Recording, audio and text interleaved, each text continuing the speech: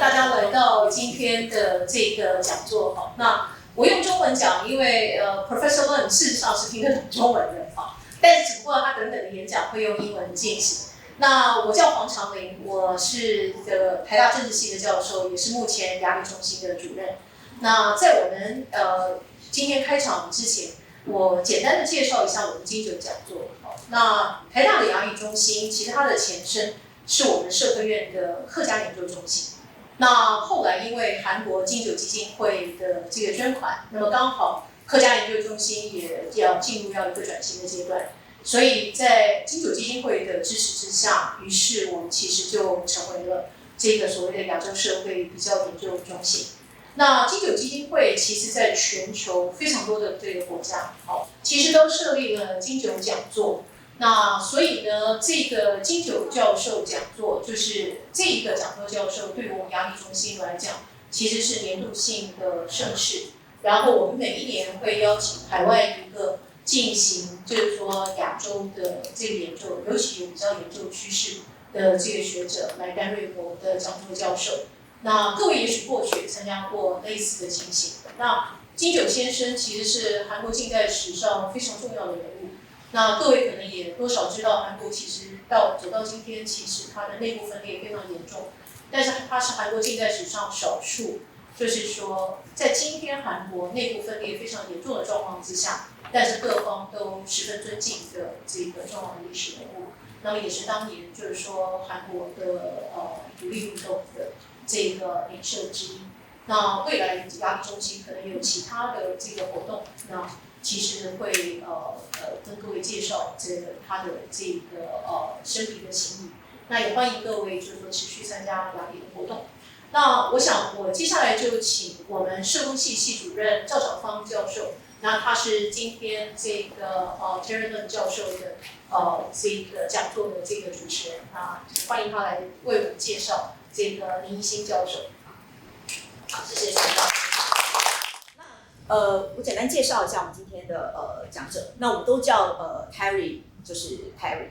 那其实他的中文名字叫林一星。那我 realize 我其实会讲这个你的广东的名字，他叫做 Yat Sang Lum。Terry Lum 的 Lum 就是广东话的意思。OK， 那Terry 是我们的好朋友。那因为我们都是 gerontology 领域，所以其实他也是我的偶像。就是我从非常早期的时候我就知道，在亚洲有一个顶尖的老的学者。就是 Terry 在这边。那Terry 在我的印象当中，有几件我觉得非常值得跟大家分享的事情。第一个就是他在2015年到2021年的时候担任香港大学的社工系的系主任。那在这段时间呢，他就带领了这个社工系在这个香港大学就是成为一个以香港顶尖大学为核心，然后这个在亚洲成为 one of the best。social work department， 然后在国际之间，像大学也这个排名非常的这个顶尖的，在这6年的期间，就 Terry 可以做到这样的事情。然后呢，Terry 现在也是Asian Mental Health 的主编。那 Asian Mental Health 是非常顶尖的这个 SSCI 的 journal， 那每年有超过1000篇的这个 submission， 那它的通过率非常低，基本上能够被这个期刊接受就很中的头。那所以他的主编在这边，大家会后也有时间可以再跟 Terry 请教一下这个投稿的策略。好，那在过去的这几年当中呢 ，Terry 是一个非常 productive 的 scholar， 他发表了超过150篇的 paper， 然后呢，包括 book chapter 超过10多篇，那他获得的奖无数，所以你现在看到的就是一个在亚洲具有重量级地位的亚洲的学者，那这个是他的学术表现。但是在这个今天他要讲的这个主题上面呢，其实他要示范的是他怎么去看到这个 community 的 older person 的 needs， 他看到这个 mental health care 的 needs in terms of depression。那怎么在这个 needs 之上，他去找到资源，然后呢到这个 community centers 里面，把这些不同的 professional 的人 bring together， 然后有一个 pilot 这个project， 然后试着去 demonstrate 它的 effectiveness 之后 ，bring in more resources。然后去 expand 它的这个 model， 然后让它到现在全香港10万个老人正在使用这个服务。那更重要的是，这个是 empirical 的部分，在这个 academic 部分呢，这个 Terry 成功的把这样的一个 model 转换成 conceptual framework， 然后让它可以 expand 到其他的 community 跟其他的国家。然后呢，发表了据我所知应该是超过20篇的顶尖期刊，就是这个部分的这个实作，所以他成功的去示范了如何在社工的关怀，然后他的实作以及这个学术的这个整合下，然后呢可以创造一个所谓的互惠的关系。好，那这个是Terry 等一下要介绍的。好，那我们今天的这个 section 我们会这个 Terry 的演讲大概会是1个小时左右。那结束之后大概会30分钟到2点之前，我们会有一个 Q&A， 所以我们线上的朋友一边听一边有问题，大家可以就是直接在那个 chat box 上面留言。那在座的朋友也可以写下记录，我们30分钟的时间可以做 Q&A。结束之后呢，我们会有一个简单的这个 reception， 有一些小点心，就在2点到之后。那如果想要留下来跟 Terry 有多一点互动的话，就是可以一边用点心，然后一边跟 Terry 聊聊天这样子。好，那我们就把时间给 Terry 咯。So thank you for the kind introduction. So I'm Terry Lum. So I'm an old fan of NTU. My sister, my older sister, graduated from the sociology department NTU. But date back to, I think she graduated something like 1986 or 87. So I took a photo of the building, and she told me that at that time the sociology was not in that building. Yeah, exactly. So she said this is not the building to attend school. So I did not ask her which dormitory to stay at that time. So it was kind of old fan, and then a lot of my friends are also professors here. So long-term relationship. So and it is also my honor, to be appointed as a Kim-Gao visiting scholar, among the very prominent social scientists. And interesting, I found out, among the people who appointed last few years, they are sociologists and political sciences.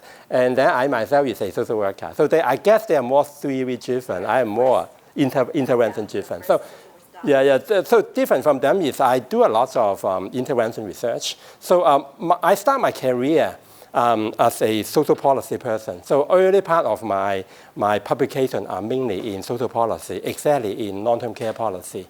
So for the social policy side, the current long-term care system, many of the policy and services are developed by my research team when I was, early part of my career, including the long-term care assessment protocol and the assessment instrument were developed by me.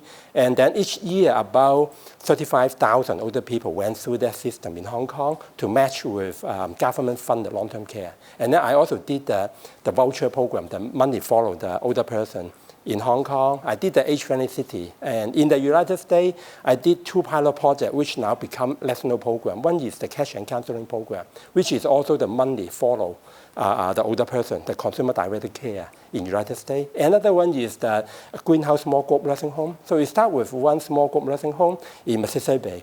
40 people, 2007. But then now it is a national model that the federal government allowed the Medicare and Medicaid money to fund that program. So we have more than 400 greenhouse nursing home in the United States. There is also a small greenhouse nursing home in Australia. So we start from research project, then become a national model. So when I moved back to Hong Kong, 2011, I followed the same protocol. So start with research project. But every project, when I started, I keep an eye on, I would not start a research project without an exit plan. So that means I ask myself if my project is success beyond expectation, 110% successful, right? What will be the impact? What will be the largest impact I can create? If the largest impact does not worth my time, right? So I spent a few years on the project, right? Then I will not commit myself to do it. So academic, my time, right? It means publication, right? Very important. But at the same time, I won't do project purely by publication, because publication is you tell a story, right? Publication is a story.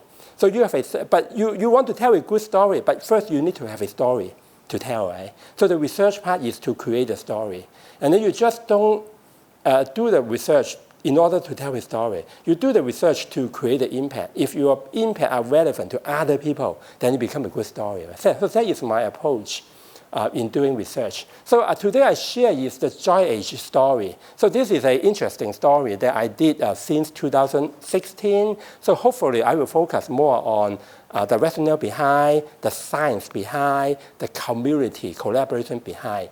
So it starts with a problem pretty much hit any society. Older people, depression, right? So regardless of where you are, we know that it is quite biological. About 10% of older people, 60 and over, suffer or have suffer from depression symptoms. So Hong Kong, we have more than 2 million older people, 60 and older. So that means we have more than 200,000 older people who are suffering from depression.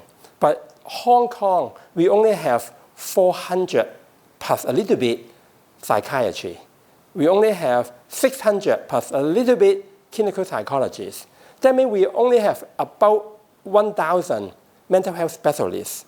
But we are talking about elderly alone. We are talking about 200,000 people. So no matter what we do, we are not going to have the resources to respond to the need, right? Particularly, we cannot develop a system driven by specialists. So somehow we need to find a solution that is affordable, feasible in the society. So that is the idea behind. So we know that, as I say, over 10% of older people, they experience clinically significant depression symptoms, 1 in 10 people.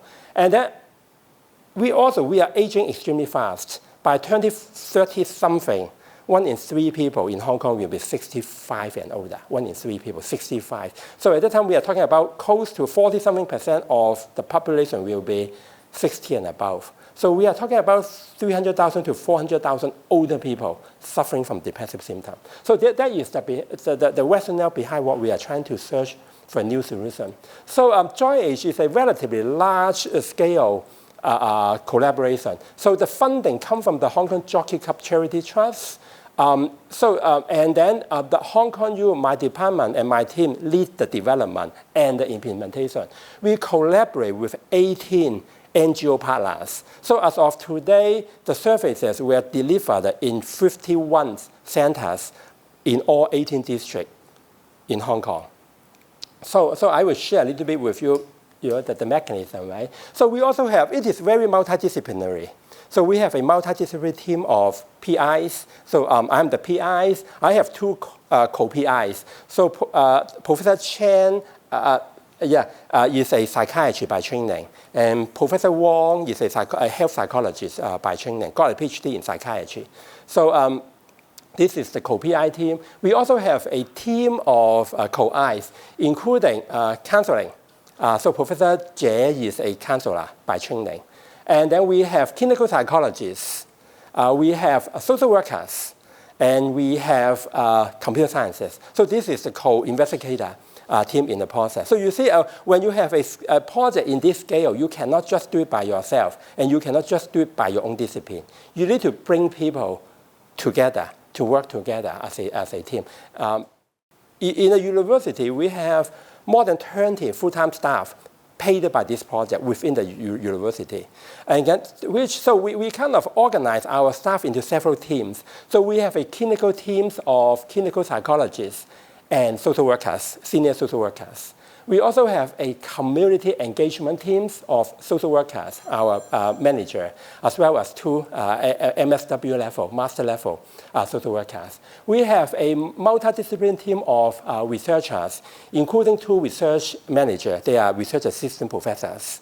And then we have 2 postdoc fellows. So you can see the postdoc fellow also come from urban planning. So it is a very multidisciplinary environment. So we also do a lot of public education. We have 2 people. Coco is a designer by training. And then he is a policy person, got a master's degree in social policy. So we have a very multidisciplinary team in the project. So our approaches, right, what we are doing, actually, number one is we are using we call it setting approach, setting-based approach. That means at the past, we have a specialist-driven system. We take the people suffering from mental disorders, go to specialist clinic in hospital for treatment. So, however, they are not receiving the treatment within their own community, within where they work and where they live. So we reverse it. So we develop the capacity within the community to take care of people with, older people with depressive symptoms. So we increase the access to evidence-based psychological intervention for common mental disorder in the places where people live and work. So that means they can just walk into a center within their community to get the treatment, instead of they need to travel a long time to go to a hospital to see a psychiatrist or clinical psychologist. Number two is we increase the supply of mental health professional workforce by training social workers to provide evidence-based psychosocial intervention. So there are two models in the world that are trying to increase access to psychotherapy. One model is in North America, usually driven by clinical social worker. So in the United States, about 70% of all mental health services are provided by social worker, clinical social worker. In the UK, they use another model. Instead of quote-unquote professional social worker, they use layperson. So it is the IAP program, increase access to psychotherapy. What they did is they train people with a psychological major, 1 year on-the-job training, hire them as an IAP worker, attach them to the primary care clinic under NHS to provide psychotherapy, low-intensity psychotherapy. So we review the two systems and look for a system that is good for Hong Kong. So we decided that we go for a hybrid model, mixed model. So we use clinical social worker. We provide them training to provide mental health services within the community. We also train a lot of peer supporters to work with the social worker. So I will talk a little bit on this one later. So we also, this is the latest version, the phase 3, I will talk about the expansion. We increase the access to medical care for common mental disorder by family doctor. So this is in phase 3. Number 2 principle is we use a community-based approach for prevention. So we do a lot of bottom-up approach to engage and empower the community to work together to create the whole model. So these are our core principles, a little bit repeating what the last slide. So setting approach, a collaborative approach. So the first one is we start with collaboration, social collaboration. At the past, elderly services and community mental health services are not connected. They are under the same government department, but they are under different assistant secretary of welfare. So we have one assistant director take care of mental health, rehabilitation services. We have another assistant director taking care of elderly services, and they don't cross over. So the services are very fragmented. If you have someone who are identified as having mental health problem in elderly services, it will be difficult to kind of connect them with services in the rehabilitation side. So number one is we promote social elderly services, community rehabilitation services, collaboration. Number 2 is in the phase 3, we started from phase 2 but expanded in phase 3. We promote medical social collaboration, hospital, a family physician, social worker. And then we also develop a charity, academic community collaboration, funding from charity, academic as an intermediate. And then the community are heavily involved in every single step in the process. And then we also use a task shifting approach. That means we break down complicated specialist intervention by psychiatry and clinical psychologists. Break it down, for example, from medical side, a family physician provide medication, social worker provide non-pharmacological intervention. And then some of the support services, we download it to peer supporter. And the public education, we download it to ambassador. So we are using a large number of community folks to engage in the process. So it is what we call the task shifting approach. We believe the task shifting approach can significantly enhance the capacity to respond to the mental health crisis and make it sustainable. And then we also use a co-creation approach with community members, social workers, peer supporters, and other specialists to develop our model. So I will demonstrate more later about what we exactly did. So the pilot phase, 2016, 2019, we pilot what we are doing in 4 districts in Hong Kong. So those are the 4 districts. This is 1 district, 2nd district, a 3rd district, and the 4th district. So these are the districts with a lot of low-income older people. But they also have good community partner that we can identify and we can work with. So before we start the pilot, we do an environmental scan to see which area has the most need. And then, but even though they have the most needs, if we cannot identify a good, innovative, adventurous community partner, we won't go into that district because we need someone to really work with. So those are the 4 districts. Originally, we planned to have 6 districts. Pilot, but eventually we can only implement in 4 because in other 2 districts we cannot find a reliable and risk-taking partner. So we spent the first year co-develop. So we got a 3 years funding from the Jockey Club charity to implement this pilot. But we also somehow convinced the charity to allow us to use the first year to develop the model and the last 2 years to test the model. So we spent almost a year to co-develop the intervention with NGO social worker and other stakeholders in the process. And then we pilot it, the recruitment process, the intervention process, the training needed. We spent almost a year. So started from the second year, we frozen the protocol. And then we do a very rigorous evaluation of the effectiveness and cost effectiveness using a quasi-experimental design. That means we have 4 intervention groups, we have control group or comparison group to start with. And then in each center, so we pilot it in 4 districts, 6 NGO, 8 centers. Each center, we have 1 mental health, integrated mental wellness center. And which is under the, one assistant director, the rehabilitation and mental health. And then we have 1 elderly center under another director, elderly services. So each center, we add 2 full-time social workers into the project. But we told the social worker that unless you finish the training we require, pass the exam, you are not allowed to see client. So we want to make sure they have the capacity to do high-level intervention.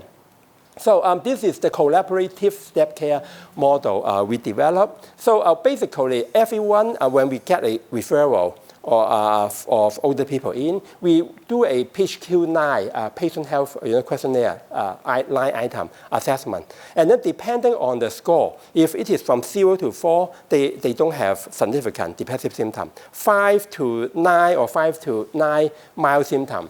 10 to 14 moderate, 15 to 19 severe moderate. So depending on the initial assessment, we will decide where will they get the help, all right? So if they are mild to mild moderate, then they will get the help from the elderly center.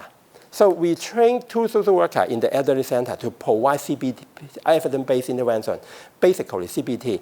For mild intensity, they use group-based low-intensity CBT. However, if group-based low-intensity CBT doesn't work, we step up to individual high-intensity CBT. If after a while no improvement, we further step up from the elderly center to the mental wellness center. So in the mental wellness center, they also have 2 social workers, but they receive further training So for this one, the typical intervention is a high-intensity CBT. It can be 1-to-1, it can be small group format, depending on the need of client. And then but if they start with, for example, 15, after 9 months, the situation improves that they are ready to step down or discharge. We only discharge people if their score are less than 5. And then they also have we improve the social connectedness and have something they look for, every single day. So we have a discharge criteria. So it is very protocol driven, but the protocol was not decided by us. It is co-developed with social worker as well with other stakeholders. So this is the protocol we developed, and then we frozen for 2 years to test the effectiveness and cost effectiveness of this intervention. So we did a lot of capacity building. So altogether, this is not as of today. We trained the 208 social workers, in our NGO partner to implement the protocol we developed. So we have 51 centers. Each center has 1 to 2 social workers, depending on how they hire. So we provide them 2 full-time staff. So some centers decided 1 2 social worker, 1 senior mid-career, 1 early career social worker. Some center decided 1 social worker, 1 program officer. So we give them the flexibility to decide. So we have something like 70 active social workers who are hired by this program. And then, but we have people who retire, not retired, because they quit or they get promotion. Right? So it is why we have 200 something over the last decade. So, and then each of them receive 55 hours of theoretical training, 200 hours of intervention skill training with practicum, and then 3 hours of examination. Until they pass the examination, we will not let them to start working with the clients. And then we also provide professional training workshop for social workers and other professionals who are not hired by this program. So as of today, we trained more than 6,600 social workers on geriatric mental health. And then we also develop, training manual, intervention manual, and we share this intervention manual with the, people hired by us, as well as centers and social workers who are not hired by us. So typically, we will run a workshop. After the workshop, we will give them as a gift, the training manual. So this is one of the very popular workshops we have talking about end-of-life care and mental health. So a lot of people bereavement, end-of-life care bereavement, and then in the process, it affects the caregiver. Mental health significantly. So we talked about how to handle bereavement, how to handle end of life from a mental health perspective. So this is every time when we have this one is oversubscribed. Usually last one, I think it was about 1 or 2 months ago. We have more than 600 people sign up for the training. So, and then we also train peer supporters. So peer supporters, they are older people, young old, 50 and over. But the average age is about 61. So they are just retired. So as of today, we trained more than 900 older people, young old, as our peer supporter. And then they outreach more than 100,000 older people. Typically, they receive 80 hours of theory plus practicum training. We certify them. If they are interested in, they first need to become ambassador. So ambassadors receive about 30 hours of training, including mental health first aid, and then we also connect them to community resources. So before they graduate, they need to visit elderly center. They need to visit community mental health center. They need to visit community district health center. So they do not only talk about it, learn about it, but they need to physically visit those places. So they know exactly if they have a neighbor who have mental health challenges, where they could get help, as well as how they could connect with the social worker over there. So phase 1 effectiveness, right? We did quasi-experimental study on this one. So we found out the joint-age step care model is significantly more effective in reducing depressive and anxiety symptoms compared with services as usual, matched control. And then we also found out joint-age provide direct intervention to more than 10,000 people within the first 2 phases, and 98.2% show a significant improvement by when they discharge. So this is the pilot phase. So on average, when they start coming in, their PHQ is about 6.5, 6.3. It depends if they are in the mental wellness center, it is about 12. And if they are in the elderly center, it is between 5 to 9 ranging, or 5 to 10. So, and by the time discharge, they are 3.14 on average. At the control group, we match them. That means we identify they have the same PHQ score, but they don't get joint-age intervention. So before the intervention, 6.02. After the period, so the period is about 1 year. So depression, your symptom will improve over time with some of them. So still, there is a reduction, but it is not significant. But the joint-age are more effective. So this is the anxiety intervention group, control group. This is loneliness, intervention group, control group. So this is our effectiveness. We also study the cost effectiveness. So we have a health economist from London School of Economics who are part of as our consultant in the team. So he helped us to do the cost and effectiveness analysis.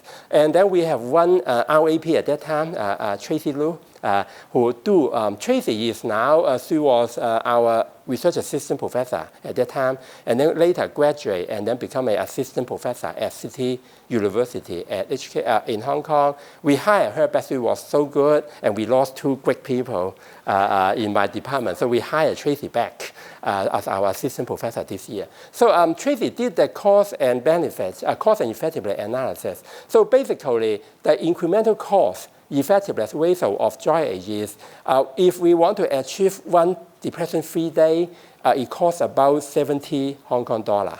So it is a little bit less than 2 cups of Starbucks coffee. You can get a 1 depression-free day. And then we also look into the quality, And then for 1 quality, it is about $20 US. There are some international standards on what is it worth, if what kind of quality is, you mean that the unit or the intervention is worth to investing. So usually if it is less than 50,000 US dollar, it is something good. The society can consider implement it in a large scale. So we only cost $20 US. So it is much better than a typical health analysis intervention. So this is a little bit on the way. So this paper actually is coming out. It's under review, not coming out. We submitted this paper already. So we do a lot of community education and empowering. So this is 2 older people, on the news. So actually they are our client first. So they started as someone with depression. And then they went through the step care model. They improved. And then after graduation, we don't kind of think that, okay, you are done now, bye-bye. So we engage them, recruit them as our ambassador. So they went through the ambassador. They become our ambassador. They are doing so good. So we decided to invite them to become our peer supporter. So as a peer supporter, it is quote-unquote an employment. We give them about 75 Hong Kong dollar per hours of work. So it is exactly the same as a student intern in the university. So we said there is no age discrimination. If we hire a student intern in our project, we pay $75 per hour. We hire an older person in our project, we pay $75 per hour. So so what they usually do is a social worker have a caseload of 50 active case per year for intervention. So it is still heavy. And then what we did, so usually they can only see the clients maybe once every 2 weeks. Or 1 every 3 weeks. If it is very urgent case, maybe 1 every week, right? That will be maximum. But if it is relatively stable, maybe once every 2 weeks, right? But that intensity is not enough to make a big difference. So we need to somehow sustain it. Even the social worker is not there, right? So what we did is we trained the peer supporter to work closely with the social worker. So we use CBT-based intervention. CBT-based intervention assumes the participant has high school level education. However, 30-something% of older people in Hong Kong don't have any education. They're illiterate. Another 30-something% of older person in Hong Kong has less than primary school graduate level education. So that was very typical when for the 80 years old people, because they were born in 1930 or 1920. And then after that, they have the Sino-Japanese War, so they don't have opportunity for formal education.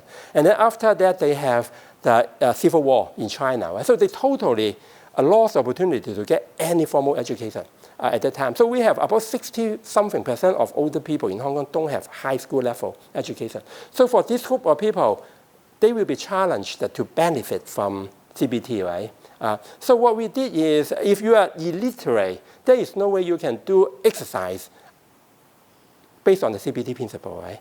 So what we did is we paired them with someone, a peer supporter. Peer supporter all of them have high school graduate.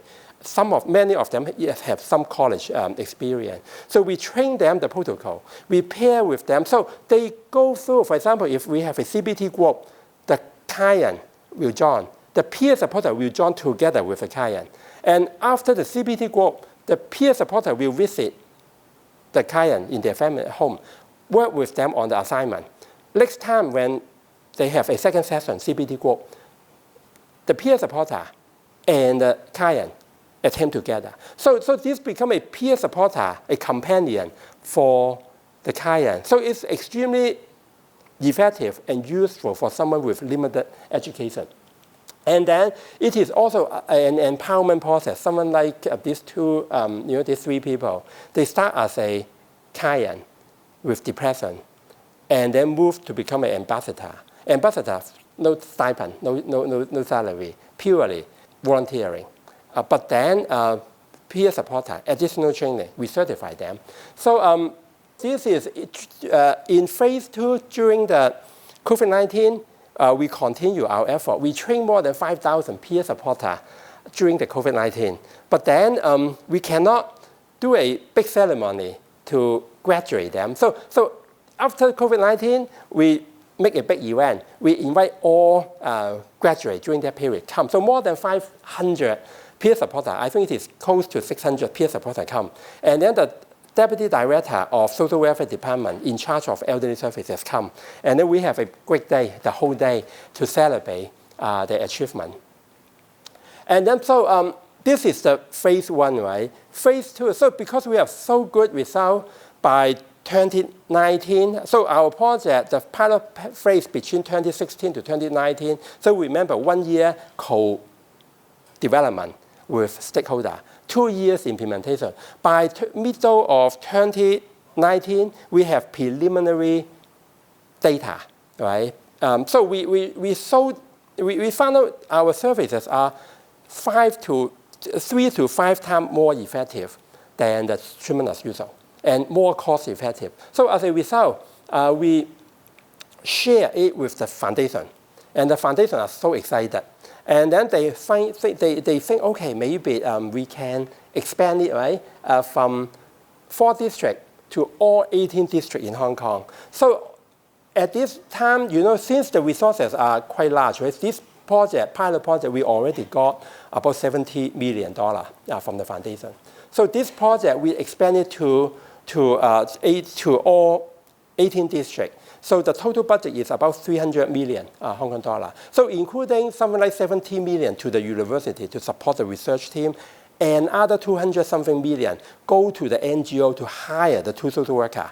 But the NGO, when they accept the contract from the foundation, they know that they need to use our protocol. They need to follow us. But we don't have a direct, we don't give them the money, right? So they are accountable for the foundation. So we need to somehow develop a comprehensive system to help them accountable too. So we have a very comprehensive, data-driven computer system. It is why we have a computer guy in the co-I here, right? So each month, we kind of look into the KPI, the performance. So before I become a social worker, my first degree was in economics and accounting. So I was in an American financial company, international financial company, for 1 year doing management accounting. So what I did at that time was the budget, the last year performance, this year's expectation. So I do exactly the same. So I have each month, right now the patterns we have at the first week of the month, we summarize the performance of the organization for the last week. So how many intake cases they have, how many cases they have discharged, what are the average intake score, and what are the average discharge score. So, and then how long it takes for them from intake to discharge. So in order to be successful, the intake case need to higher than certain score. So, and the discharge case need to be lower than certain score. And the discharge period, the intervention period, need to be less than 9 months. So these are the 3 criteria for each case in order to be successful. So for example, if we find out an NGO partner for 3 months or 4 months, they don't have any intake, right? So each year they need to serve 50 new cases. That means assuming that you are doing it evenly, right? That means you should have 4 to 5 cases or 3 to 4 cases each month, right? But if you have an NGO who did not intake any cases for 4 months, then you know that there is something going on, right? So we will contact them, let them know that we have a concern that you don't intake any. So we want to know what happened, right? They can say, okay, my staff just quit, and we are hiring a new person. So it is why in the last 2 months, we don't have new case. And then we just hire a new person, but you ask them to receive training, right, before they can see the case. See, it takes another 2 months. So it is why 4 months no intake, right? So we have our own expectation. We also benchmarking. For example, if you said, okay, because of COVID-19, it is really difficult to recruit people, right?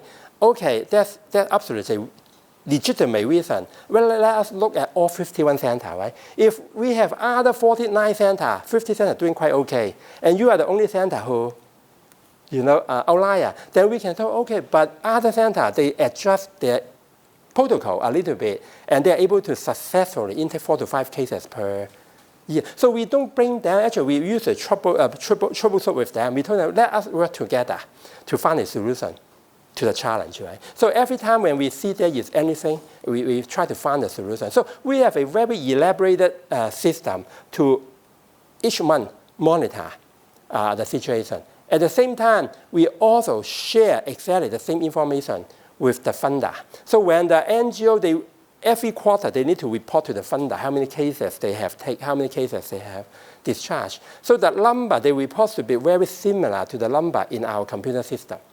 So this is a way that we monitor the whole implementation process. One challenge for a lot of academic researchers is we are good at idea, we are good at research, but we are not good at execution or implementation. So a lot of big projects get failed because of the implementation side, but we really spend a lot of time to look into the implementation. So this is the scaling up. So we got another $300-something million to expand the project into all 18 districts. So it was 2020, COVID-19. So we are going to 2020 to 2022, we are going to expand it from 4 districts to 12 districts. 2022 to 2024, another 6 districts, all 18 districts. But we were hit by COVID-19. So, but then we tried to find a way to do so. But I think it is quite good. We found it was quite successful. So in the wave 2, if you just tell the foundation that you want to do more, actually they usually don't care much, right? They say, oh, you already do something great. Let the government take over. Right? So the foundation, they are charitable foundation. They are not going to fund regular services. Right? If it is so good, then the government should take over. But then we told them that when we are in the first wave, other than what we promised we are doing, we significantly enhance our community engagement and also our collaboration with the hospital authority. So we work with one district. We asked the district to send us older people on the waiting list of mental health services. So in wave 2, the expansion, we have A, that means the collaborative step care model that are quite successful, right? So we told the foundation, we are going to expand it from 4 districts to 18 districts, but that alone will not be able to get the money. We told the foundation that we will significantly enhance our community-based approach to promote mental wellness. So we will do more mental health literacy promotion, but using a bottom-up approach. So then we add an ambassador program. So in wave 1, we only have peer supporter and social worker. In wave 2, we add a new ambassador program. So within the COVID-19 period, the 4 years, right? Actually, we train more than 7,000 older people as ambassador. So they receive the mental health first aid elderly training. That is a standard protocol developed in Australia. We import it to Hong Kong. I guess we are many times bigger than the Australian implementation now, because I am the journal editor, right, Asian Mental Health. So they have a publication sent from the Australia team talking about the implementation of mental health first aid elderly version. So in Australia, they have a few hundred people completed the training. We have more than 7,000 completed the training. And then, as I say, originally, we only hire peer supporter from volunteer without the ambassador training. But started from wave 2, we require the peer supporter to finish the ambassador training. And then, if they're doing good, and then we will invite them to receive further training to become peer supporter. And then we develop a community-based participatory research in 7 districts. So since we have 7,000 older people, so we have only 18 districts, right? That means we have 300-something older person, computer mental health first aid training, wandering around in the community. They become great assets, right? So we told them that, okay, pay attention to your parents, pay attention to your siblings, pay attention to your neighbor. If you find out your neighbor are very active at the past, suddenly become lock the door, don't get out, right? then knock on their door. They receive the training on mental health assessment using PHQ-9. So they will do a quick assessment. And if they find out they believe their neighbor is depressed, then we train them the protocol. That means don't just give them a flyer saying that there are some services in the center, right? We say, okay, go to talk with the social worker in the center. Make an appointment, know when he or she will be available.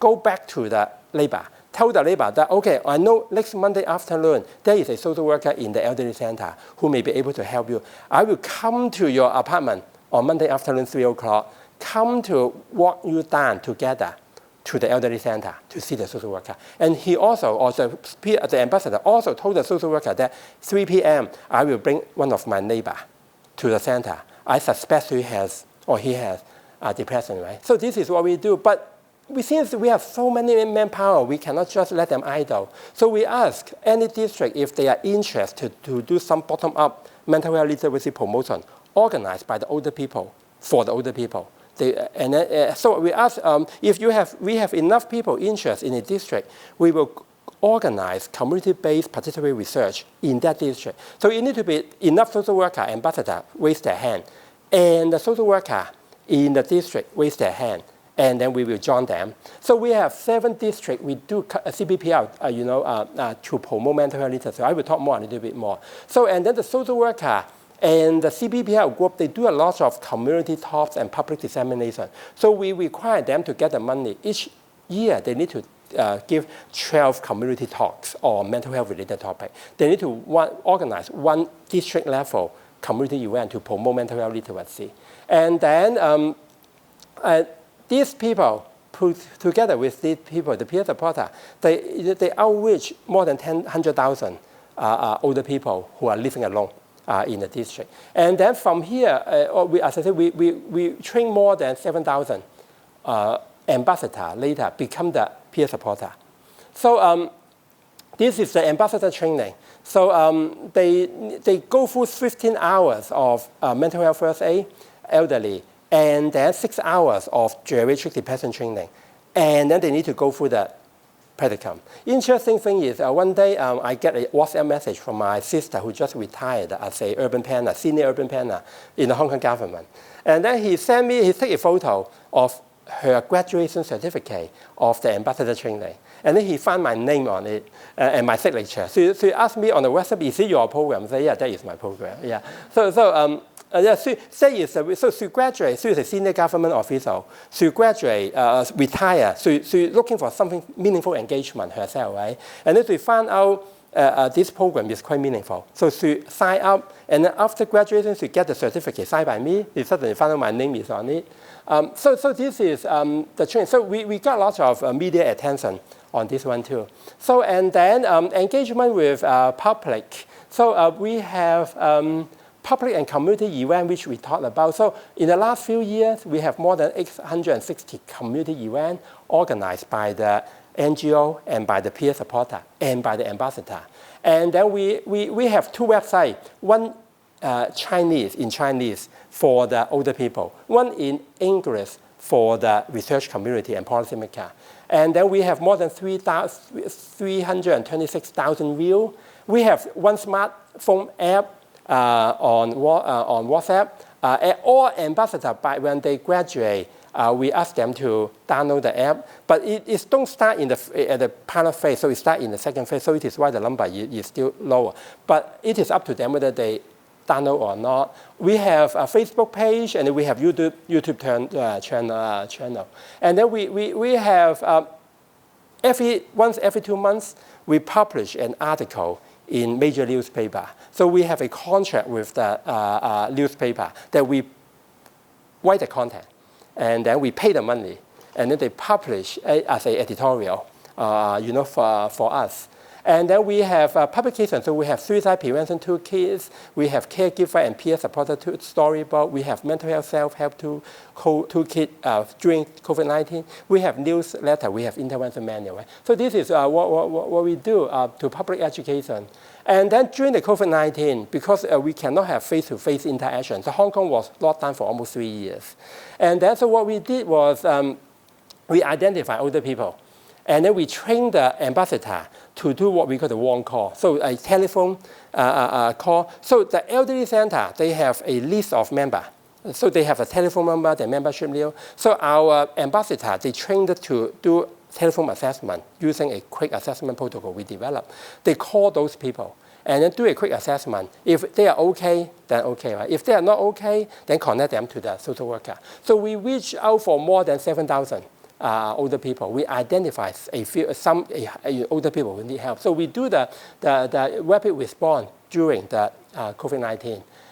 So this is one of the CBPR projects. So after COVID-19, we bring the ambassador together, 70 of them, in the university. We ask them to do what we call this one, a wellness map. So each district, they identify area within the district that can promote mental wellness. It may be a park, it may be a trail, it may be a restaurant. And then so they identify those trails, those spots. They develop a kind of a route that connect them together. And then they publish a map. So if you are in a specific district, you feel lonely, you feel isolated, you want to take a break, this is a map you can go, or an area you can go to get help or to relax yourself, to get yourself relaxed. So this is one thing from the CBPR project. So a little bit on the outcome, right? This is the suicide rate per 100,000 older people by age group between 2024 to 2023. So very much this is the implementation, pilot phase, expansion phase 1, expansion phase 2. So among all the age group below 15, and then 15 to 24, and this is all elderly. Among all the age group, they are increasing since 2020. Number of suicide per 100,000 people. The older people are the only group that decrease for suicide rate. So actually, our implementation start decreasing, but when the COVID-19 hit, right, it had a bump to 21. But then after that, our large-scale implementation from 4 districts to 12 districts to 18 districts, right? So you can see it start dropping and dropping. So you can see this is the only age group that saw a consistent, slow but consistent decrease in suicide rate. So we are happy that it seems that the evidence suggests what we are doing are working. So what we are doing, there are only 2 things we did, right? The number one, we make evidence-based psychosocial or psychotherapy available in all 18 districts in Hong Kong. In the past, someone who needs help, they need to go to the hospital. If you are not serious enough, that means you don't have imminent suicidal risk or you harm other people. They will put you in waiting list. The waiting can be 2 years before you see a psychiatrist. Remember, we only have 400 psychiatrists for 7.5 million people, right? So the wait is about 2 years to see a psychiatrist. During that 2 years, you don't get anything. The patient or the person don't get anything. So, but there a lot of suffering, right, during that 2 years, and also the situation deteriorates, right? And we make evidence-based psychotherapy available. No waiting list. They can just walk into the center. A social worker trained in CBT, trained in assessment, will work with you immediately. So we make it available. Number 2, we do very large-scale mental health literacy promotion, particularly using a bottom-up approach, the ambassador, the peer supporter, right? When you have 7,000 ambassadors running around in the city, more than 300 people trained in mental health first aid and know about the protocol, walking around every single day in their own community, right? We train them to approach their neighbor, their siblings, their friends, their parents, right, if they have signs, and know what to do, right? So that is exactly the impact we generate. So the final phase, right, the repurpose rate. During what we are doing, when we start the whole process, there was no discussion on primary healthcare in Hong Kong. So healthcare in Hong Kong are very driven by specialists, hospital dominated approach. But we know that that system is not fit for purposes for aging society. We cannot handle an aging society with a hospital specialist-driven system. So the government started from 2019, 2020, start talking about primary healthcare. And then they try to develop some primary healthcare center within district. So suddenly we start rethinking. We are talking about social collaboration, right? So when the government developed the primary care, so we use a slogan from the WHO. The WHO said, no health without mental health. So we said, no primary care without primary mental health care. So in the expansion phase, we focus on expanding our model into primary health care. So we get somehow 2023, it is close to finish, doing quite well. Supposedly, we should pass the program to the government. But because of COVID, the government don't have that much money. And also, we start talking with the Jockey Club. We said we have a great program. There is great potential. The government are talking about primary care. We can expand this one into the primary mental health care while the government developing the primary care. So somehow we convinced them to give us another $300 million to implement the project for another 3 years. So right now the project is extended to 2026. Our Hong Kong U team, the funding will end at June of 2027 so that we can finalize the report as well as the transition. So what we are going to do is, we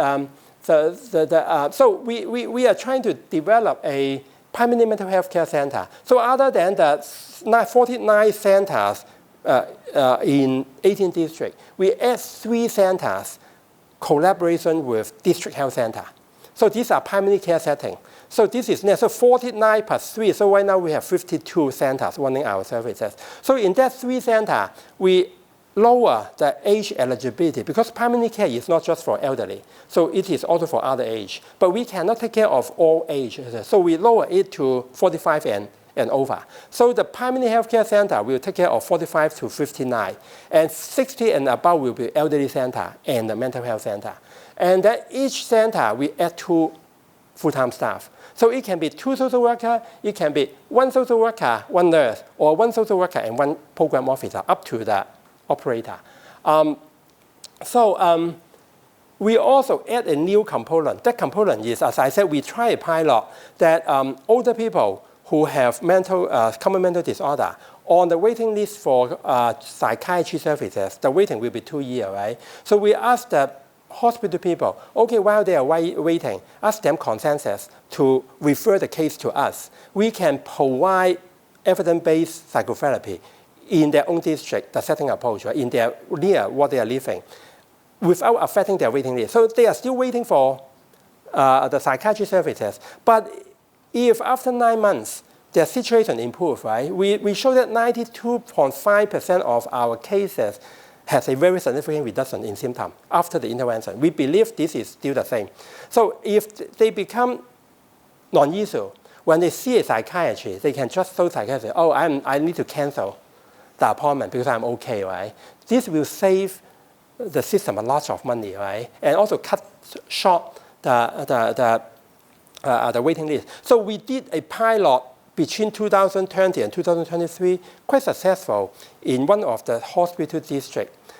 So it was not in the original contract with the funder, but we like to do something new. So the CBPR ambassador in phase 2 was not in the proposal in phase 1, but we just do something ourselves, and then we add to it, and it becomes the focus of the second expansion. In the second expansion, we start doing primary care, mental health. The original idea was I stepped down from department head in 2011. I applied and got a sabbatical in 2022. But because of COVID, I'm going nowhere, right? And I don't want to do something that I just do regularly. So instead of, also I cannot go overseas for sabbatical, I stay in Hong Kong. I don't need to teach. So what do? I don't want to just do something routine, right? So I decided that why don't I do something to create a consensus to build a primary mental health care for Hong Kong. So I initiate what we call the theory of change workshop. So by invitation, I invited a group of people, including senior government officials, the chairperson of Elderly Commission in Hong Kong, the college president of the family physician in Hong Kong, president of the psychiatry college in Hong Kong, the chairperson of the psychiatric nurse, chairperson of the OT Society, Occupational Therapy Society, the Association of Social Workers, Clinical Psychology Society, and then, but we also invite the NGO head who run major mental health program in Hong Kong. We invite the 5 services users. So we have 30-something people together. COVID, we cannot do it face-to-face. We do it online. So we run 3-1 or theory of change workshop to slowly distill the consensus. So by the time when we are applying for the funding, right, we told the funder that we already finished the theory of change workshop. We have a consensus from the large group of people ranging from very high up civil servant, government minister, to professional, the chief clinical psychologist of the social work department, representative of the Clinical Psychologists Association, Social Worker Association, Occupational Therapy Association, mental health nurses, the president of psychiatry, College of Psychiatry, the president of College of Family Physicians, right? So we build a consensus, and then we present it to the funder. So it was really difficult for the funder to say no, right, when you have such a large consensus that we need to build a permanent mental health care system for Hong Kong. So we anticipate that we can improve the mental health by the time when the people see the psychiatry. That means they don't need the psychiatry. And then we can facilitate resources allocation to those who are more severe symptoms. That means if the psychiatry don't need to take care of the mild symptom, right, they can focus on the more severe symptom. And then we can potentially divert the non-urgent cases to community services to sustain mental health care in Hong Kong. So this is the objective. So I share a little bit. So what we try to do is we try to pilot a permanent mental health care pathway in Hong Kong, establish the role of elderly center, district health center, mental wellness center in permanent mental health care system, and pilot the feasibility of a primary care physician scheme in permanent mental health. So we involve primary care physician in the process. So this is nitty-gritty. So basically, we have 3 centers in 3 districts. We have 2 staff, and then we have a protocol. So I will skip this one. So, let me start. So each center, we engage with a group of primary care physicians. So we have 7 physicians, private practice, sign the contract with us, and they will provide care, pharmacological intervention for our patient. So, so the social worker will be the gatekeeper in the district health center will be the gatekeeper. If they have high symptoms, they believe they can benefit from pharmacological intervention. They will refer it to the primary care physician using our online system. And the physician can provide up to 10 sessions, intervention, and drug. We cover the drug. We cover the cost So we want to see whether we can work out a system that the private practice general practitioner will be able to step in, provide pharmacological intervention. Social worker provide the non-pharmacological intervention. So this is DHC, District Health Center, primary care physician co-care system. We totally new to this one. So our client, 85 and older, and then the PHQ-9 need to be high-end, 15 to 19. And then they show a clinical sign of major depressive disorder based on the DHC assessment, persistent or deteriorating depressive symptom despite receiving non-pharmacological intervention.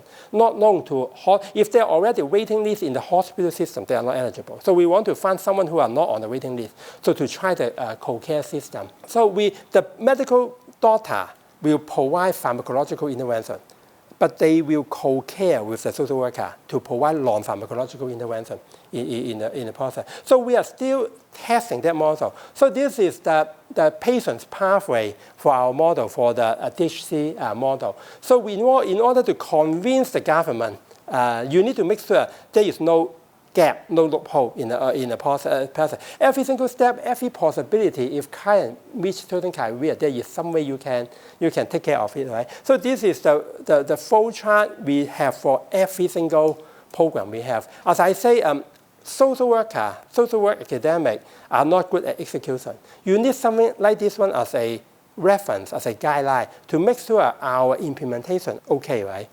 since we have a group of peer supporters, at the beginning we thought each year we will lose about 30% of people. They getting old, they have something else to do. But we found out people who start working as a peer supporter in 2017 are still working right now. So we have a large group of very experienced peer supporter. We found out, can we task shift some of the CBT, low intensity CBT to them instead of using social worker. So we developed a peer supporter-led social group. So it can be social gathering, like behavioral activation. It can be therapeutic, like mild level, mild intensity CBT. So I'm not going to the detail here, but we already test the protocol extremely effective. For mild level depression, they are as effective as a social work-led group. So our new model, if they are from 5 to 9 without suicidal risk, they will first take care of by the peer supporter. If they have suicidal risk, social worker. If they have complicated social needs, for example, they have depression, they have caregiver stress, they have a relational problem in the family, social worker. If they are 10 or above, social worker. 15 or above, if they are persistent, chronic problem, resist to change, medical doctor, plus social worker. So we have a system. This is an example of peer supporter-led social group in elderly center. So we don't forget that we are academic unit. We are not NGO. So that means we are not going to run this program forever, right? Somehow we create the impact. We need to transfer it out. So for the impact, we get a lot of local recognition. So we were on the TVs many times. We are on the radio many times, invited by the TV station, radio station. We were on the newspaper, not our article. It is the newspaper.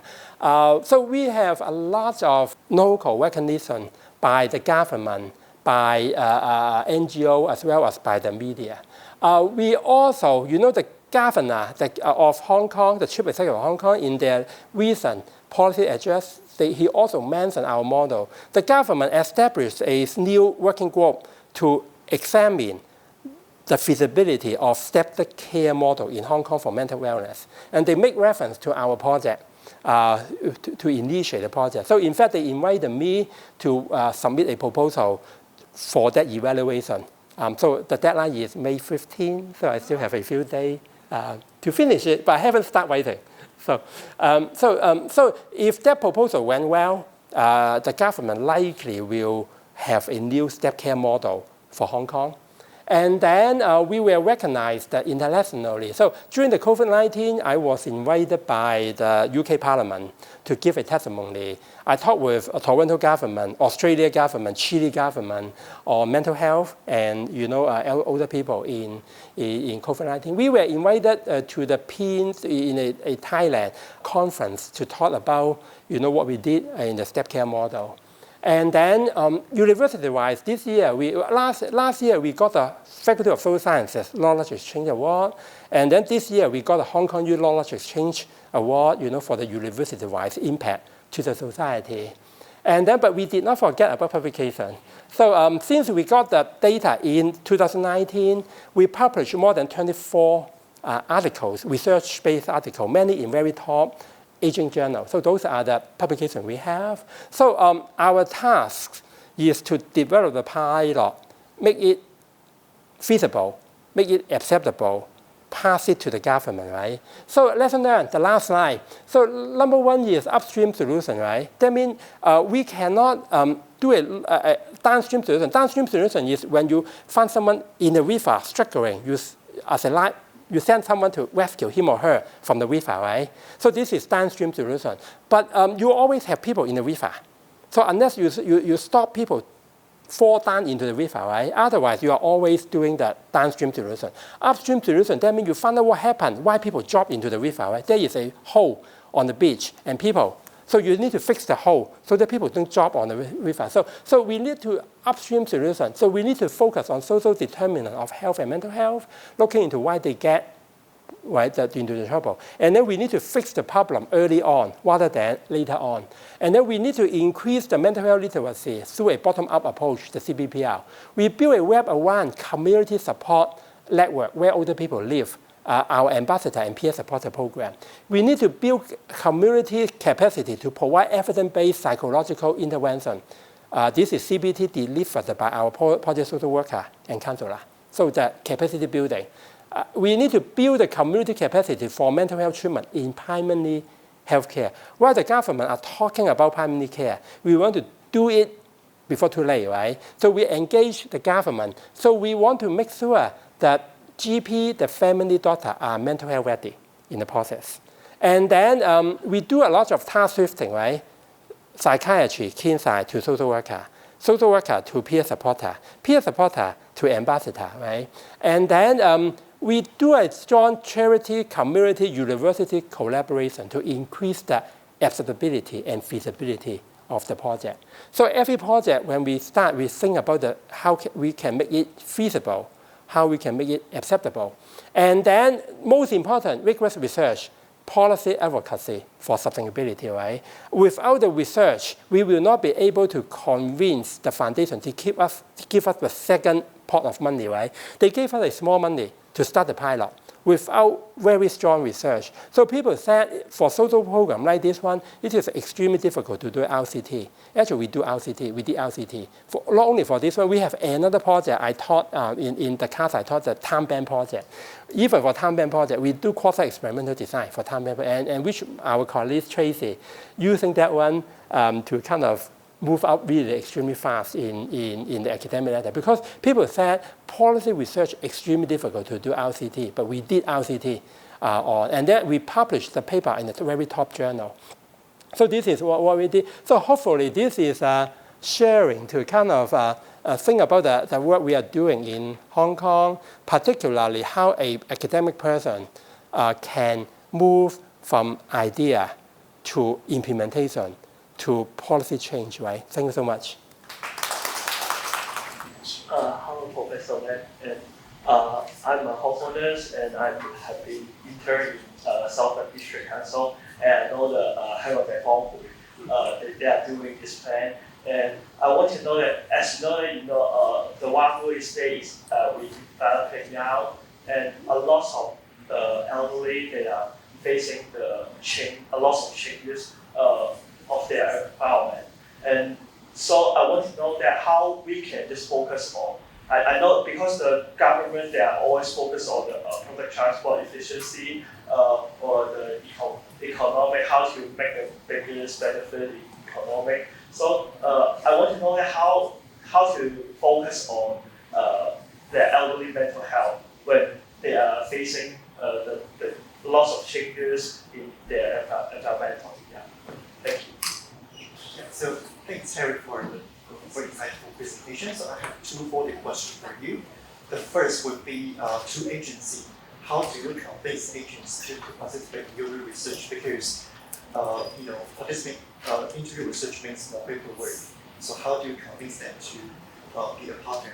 Secondly, how do you lower down the hurdles to other disciplines? Because in your project you have mental health practitioners, psychologists. So they are kind of attentive to social workers when they are doing the same thing. So how do you convince them to do the same thing? All right, very good question. And one more? Okay. Hi. Thank you for the talk. I had a question about when you had the slide about suicide rates and the changing for older adults versus other ages. I hope this doesn't sound insensitive, but I did kind of think, okay, if older adult suicide rate is lowering and others are raising, it will at some point also exacerbate the aging society issue.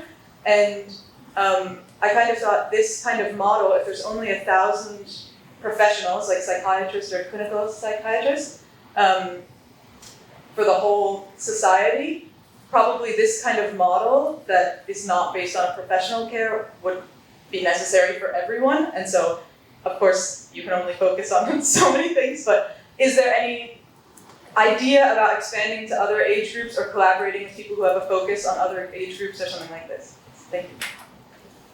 Okay. The first question, the government, right? There are lots of competing demand from the government. How do we convince the government that mental health is a big issue, right? I think that, as I said, that research are extremely important, both effectiveness and cost effectiveness. The government, they don't listen to heartwarming story.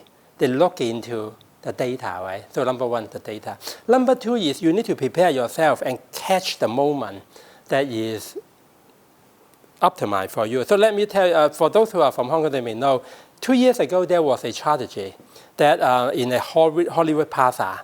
So someone with schizophrenia under the care of hospital authority, but decided to stop taking medication himself. Under, the broad daylight in the shopping mall, he used a knife and murdered the 2 young women, in the public.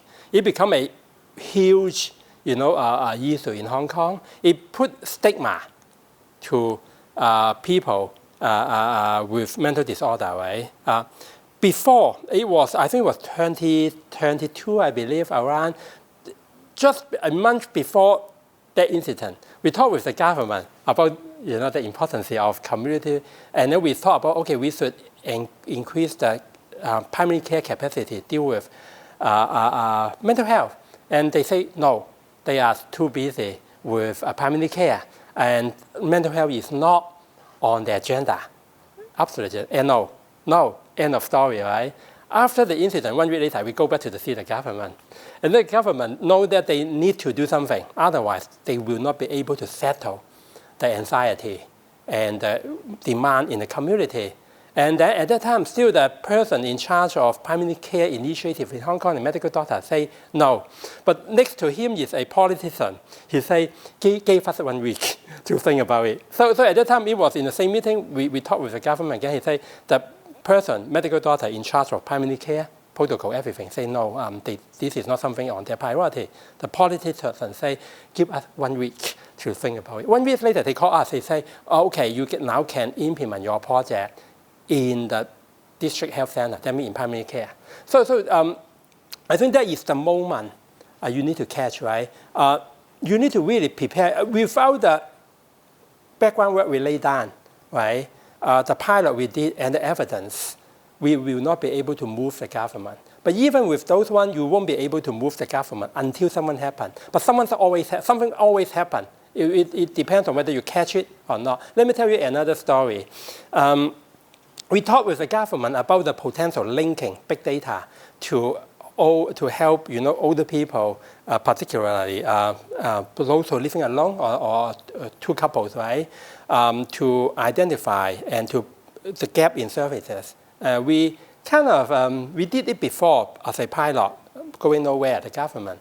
But then in the last year, there was a few crises. For example, one incident, someone who an old lady, 70-something, emergency admitted to hospital. She was caregiver of 2 severely mental disabled adult sons in the family. Those 2 sons are not able to cope to take care of themselves. So when she was in the hospital for 1 week, those 2 men passed away at home, starvation, passed away. So it became a firestorm, right, in the society. Then we have another incident. A man, 67 years old, passed away at home. He took care of his father, 90 years something old, severe dementia cannot take care of themselves. And a few days later, his father passed away, and the 2 bodies get discovered by the housing authority, right? So then there is an outcry in the society saying that they need to do something to prevent those happening, right? And then I talked with one of my collaborators in medical school and saying that we compare what we know about the government data system. So I developed the long-term care system, the data system for the government.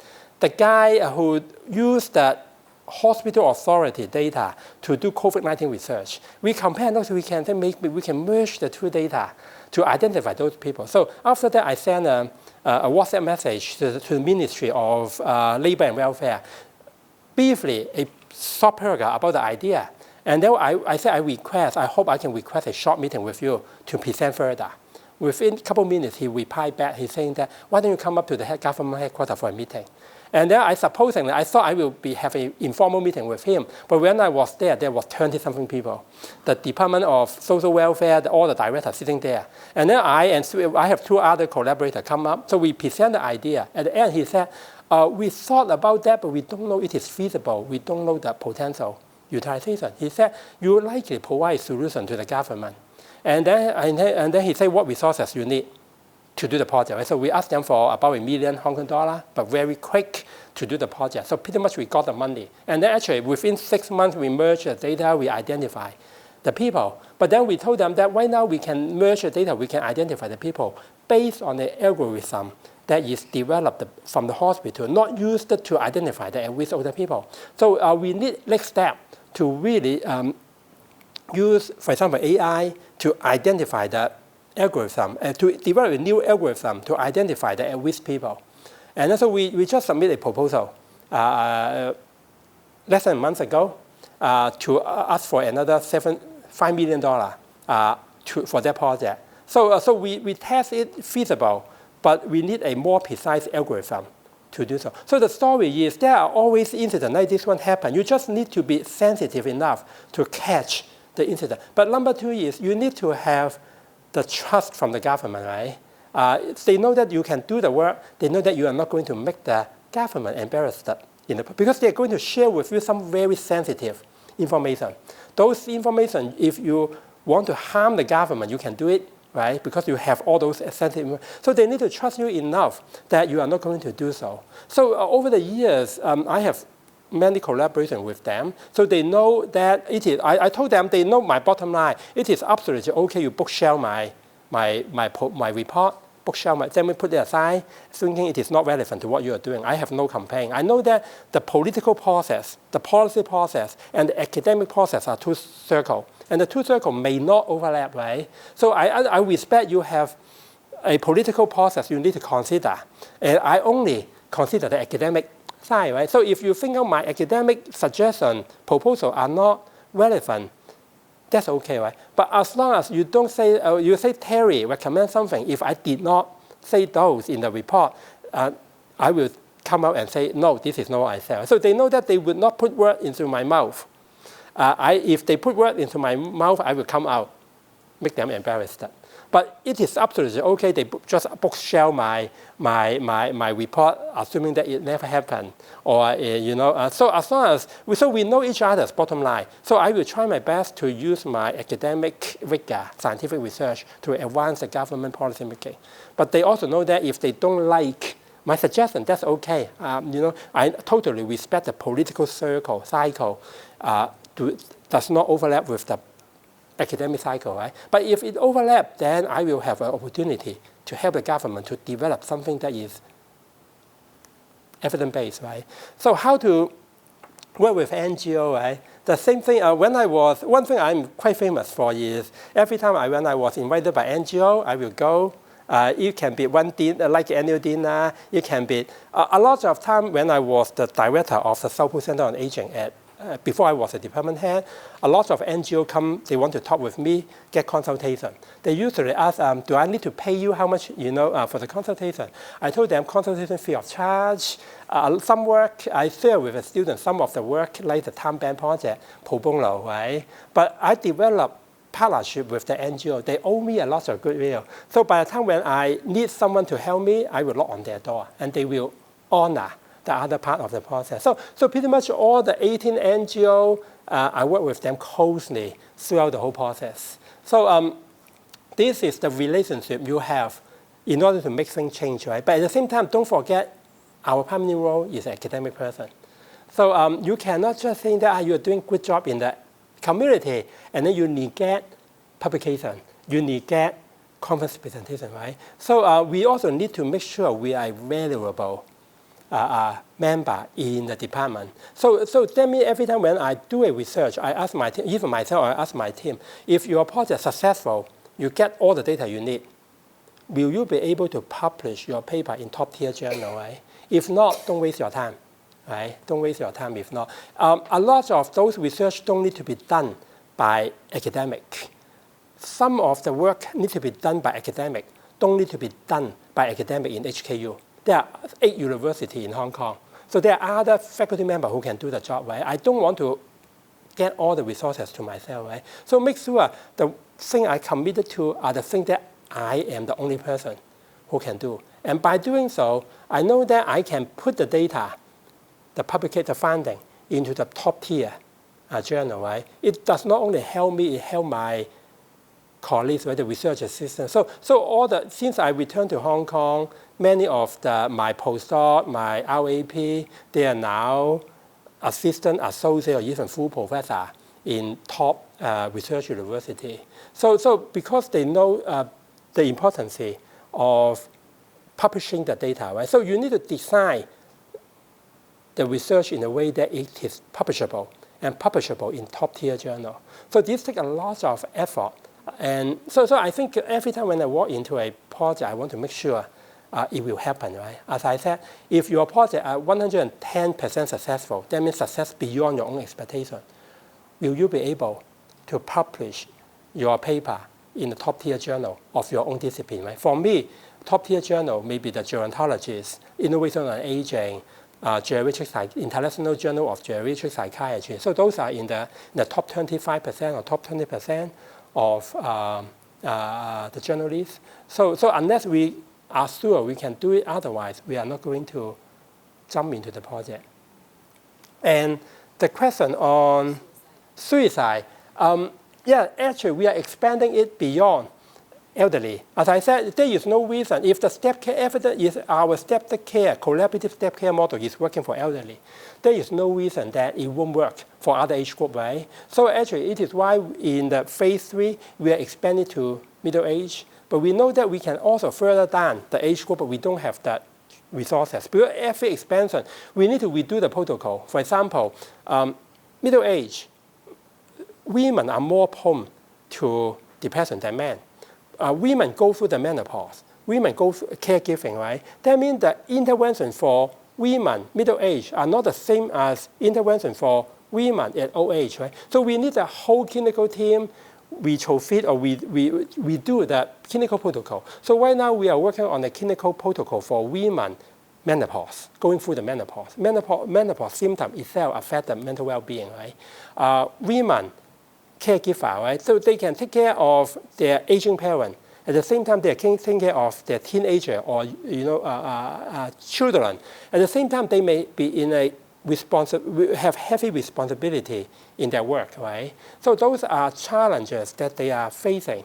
So we are working with a colleague at University College London, a clinical psychologist over there, working on the protocol for menopause women. So it is not easy. So we cannot overcommit. So we say, okay, we limit 45 and older, no younger people. But we believe if our model are also successful for that age group, there is no reason it won't be successful for other age group, right? But still, it need research to support the evidence.